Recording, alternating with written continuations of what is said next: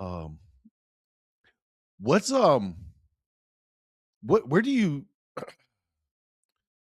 how to say this? Where do you see the confusion today between what security owns and what governance owns? Or is it completely obvious to everybody in the world? No, so it's not the same thing. Governance's original intent was I manage the entire company. I oversee. So that original dashboard, like, you go buy a tool and they're like, we've got this dashboard. Governance was the original dashboard Oh, across legal, finance, IT, vendor management, access controls, change management, whatever other departments you have in your company. mhm. Governance was that dashboard that said, oh, let me see how the controls are doing over here. Ooh, one failed. Okay, well, when we report up, we got to talk about that one that failed. Okay, here's the next department. Let's see how they did this last month with all of their controls. Boom, boom, boom. Oh, three failed on this one. We got to go talk to the change management people because they've got these three things that failed, right? So that governance, all the way at the top of the company, the original intent was to know how are all of my departments doing. Somehow Mhm. along the line, this checkbox compliance came in and just flattened all of us. I mean, it was Just like we're just like laying there in the dirt going, like I Vietnam and can't everybody's like, breathe "What hit us?" because I've got a 12,000 row checklist on top of me. And it's like, I just can't get any air, right? Because it's so confusing and overwhelming because hey, it's a great moneymaker, right? So somebody came in Yep, and said that you need to do this. So now all of here a it sudden is. the rest of us in these departments are like, oh my God, how do I even get out from under this? Mhm. So that intentional ridiculous confusion and isolated took away that upper dashboard and isolated, depending on the framework, a target. Okay, well, this one's about security. So now Mhm. this vernacular starts getting intertwined. GRC is security. GRC is cybersecurity. GRC is encryption. GRC, right? So now all of a sudden, this Uh-huh. isolation of what is GRC, Start being it smells like this and that. there you go. Now, what if the person saying this to you really knows about encryption and they come in as your auditor? Well, all they're going to hone in on is the encryption. Change management's fallen apart. Oh, well, let's talk about encryption. Access Uh-huh. control, you're giving people access that haven't been here a year and a half. Yeah, that's too bad. But let's talk about encryption, right? So Uh-huh. now all of a sudden, because we're all still, it's still a human subjectivity game, Yep. right? So, and again, that bias again in our experiences come to play. So now, who, depending on who you're talking to, is focused on one particular thing. Cybersecurity and GRC is the governance. GRC Mhm. manages your risk, your compliance. What do you need to do? You need to take all those regulations and frameworks from outside of your firewall, outside of your company. It's over there. Those influence documents are over there. It's your Mhm. regulations, it's your frameworks. They're not the same thing. Very important to remember. Mhm. If you don't follow a regulation, you go to jail.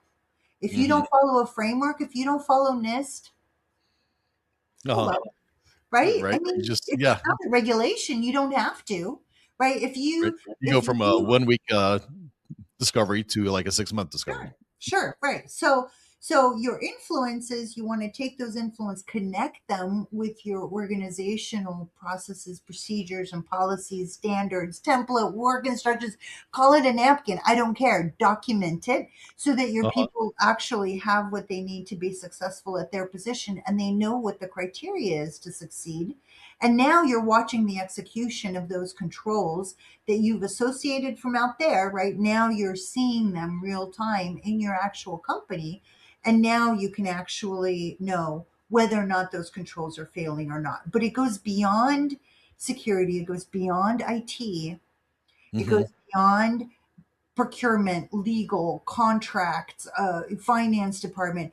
It is really that original KPI of controls. How are we doing as a company? And what do we need Mhm. to focus in on the most?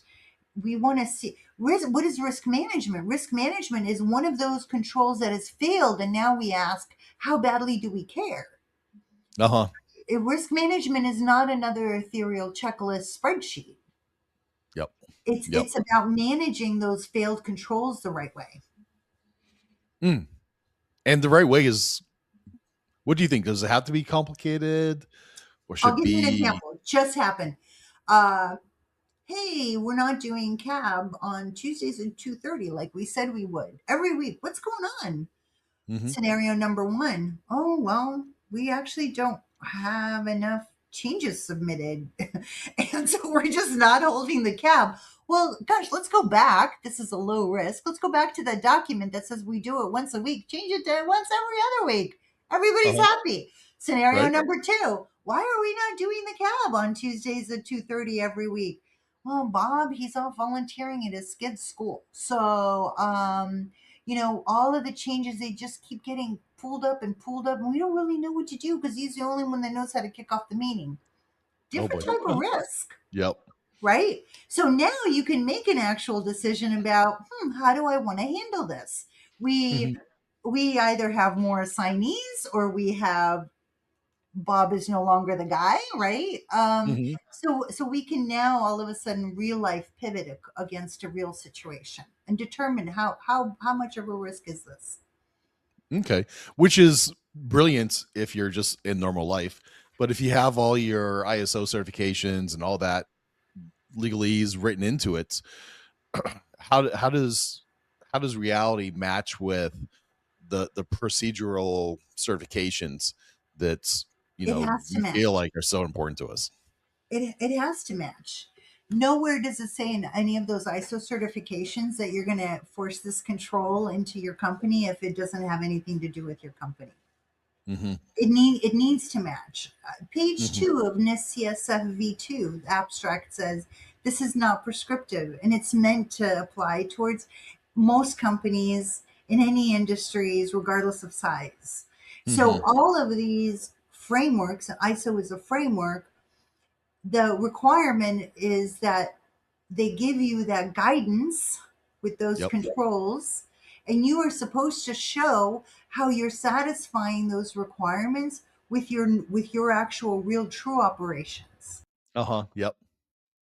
And I think you said it quite directly that it's got to be a realistic and based off of your company and what you're trying to achieve and the requirements that you have. And I think that there's a lot more respect in the world for really customized solutions that are thought through and make sense to the people who have to execute it.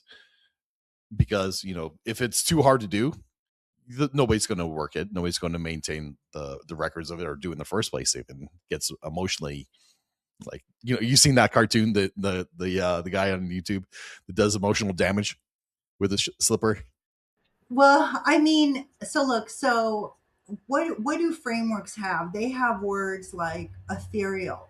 They have ethereal words. They have periodically, occasionally, sometimes, frequently.